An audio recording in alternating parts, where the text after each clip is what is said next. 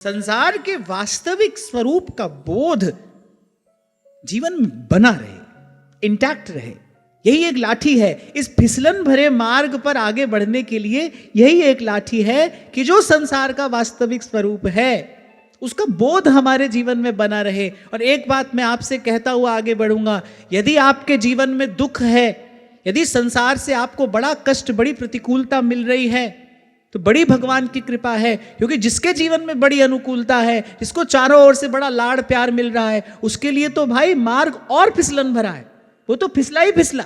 इसी का विचार करके संत कह रहे हैं, बलिहारी उस दुख के पल पल नाम रटाए। कबीर कहते भाई बड़ी निंदा हो रही है, बड़ी आलोचना हो रही है, अरे बड़ी भगवान की कृपा है, निंदक नियरे राखिए, आंगन कुटी छवा है, वो उलझने नहीं देगा ना संसार से।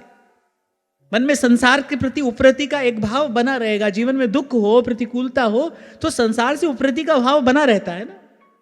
आप कोई काम करने निकले, आप बार बार असफल हो रहे हो उसमें, तो क्या होगा? अंततः कभी ना कभी उस काम से आप उपरत हो जाओगे ना, आपको छोड़ो भाई नहीं करना है हमको ये। यदि उस काम में सफल हुए तो क्या होगा? और आगे बढ़ने की इच्छा होगी।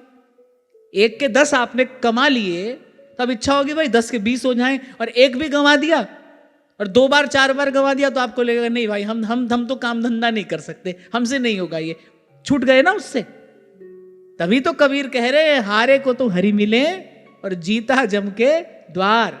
कबीरा तुम्हारा भला, अरे जीतन दे संसार, हारे को तो हरि मिले।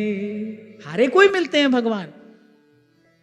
सुनेरी मैंने निर्बल के बलराम, वो निर्धन के धन है, निर्बल के बल है। हारे को हरि नाम। जब तक श्रेष्ठता है, योग्यता है, आप में सामर्थ्य है, आप जीत रहे हो, तब तक तो नहीं बच सकते भाई। राजा किसी दूसरे राज्य पर अधिकार करता है, जीत जाता है, तो आपको उसको लगता है भाई मुझे अपनी राज्य की सीमा और बढ़ानी है। आज तक देखो इतिहास में यही तो होता आया। धरती हंसती है, बोली देखो ये सब मूर्ख मेरे लिए लड़ रहे हैं, ये सब चले जाएंगे, मुझे तो यहीं रहना है, मैं तो जिसकी हूं उसकी हूं, सब है भूमि गोपाल की। और ये मूर्ख राजा लड़ लड़ कर बोले अपना जीवन समाप्त कर लेंगे।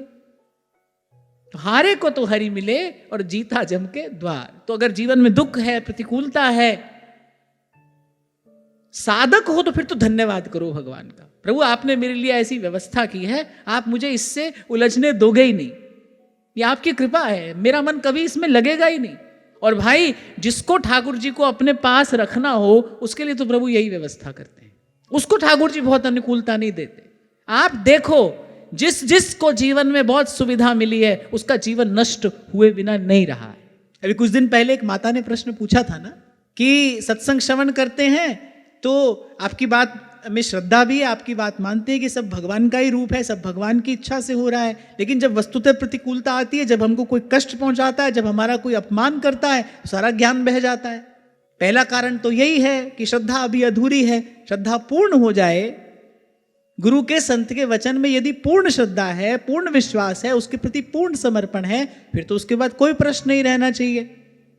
और मैं ये कहता हूं कि अगर प्रतिकूलता भी आ रही है और मूल में आपके ये भाव निश्चित है भाई भेजने वाले भगवान हैं, तो भाई प्रतिकूलता भेजकर भी भगवान आपका हित ही कर रहे होंगे। आपको बताया था ना मैंने, श्री स्वामी रामसुख दास जी महाराज ने एक बार कहा था, बोले कोई ऐसा व्यक्ति या कोई ऐसी स्थिति आपके परिवेश में आ गई है जो बार बार आपका अपमान हो रहा है, आपका तिरस्कार हो रहा है, आप साधक हो तो आप धन्यवाद करो भाई, मेरे तो घर में गंगा आई है मेरे पाप धोने के लिए। पाप धोने के लिए व्यक्ति मीलों यात्रा करके जाता है गंगा यमुना का स्नान करने के लिए। भगवान ने कृपा करके मेरे घर में गंगा उतार दी है कि मेरे पाप धोने के लिए आई है। क्योंकि जो आपकी निंदा कर रहा है, जो अकारण आपको कष्ट दे रहा है, आपका पाप हर रहा है वो। ध्रुवदास जी कहते हैं कि नहीं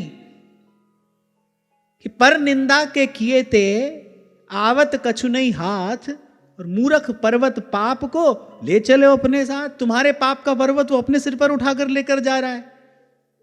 कबीर तो कहते हैं संसार में हित करने वाले 3 ही हैं, जग में हितुआ 3 हैं, निंदक माई बाप। माँ बाप तो हितैषी हैं ही, बोले एक निंदक बड़ा हितैषी होता है। जग में हितुआ 3 हैं, निंदक माई बाप। बोले वो हाथ से मल धोते हैं, ये जीभ से धोते हैं। तो जो निंदा कर रहा है, जो आपको कारण कष्ट पहुंचा रहा है, जो आपका अपमान कर रहा है, अरे वो तो आपका पाप अपने सर ले रहा है। उससे बड़ा आपका हितैषी कौन है? वो तो हर रहा है आपका पाप। बस बड़ी बात यह है कि बिनु सत्संग विवेक ना होई। सत्संग मिलता है तो फिर ये विवेक दृष्टि प्राप्त होती है, तब इस गुत्थी का, इस प्रश्न का समाधान मिलता है।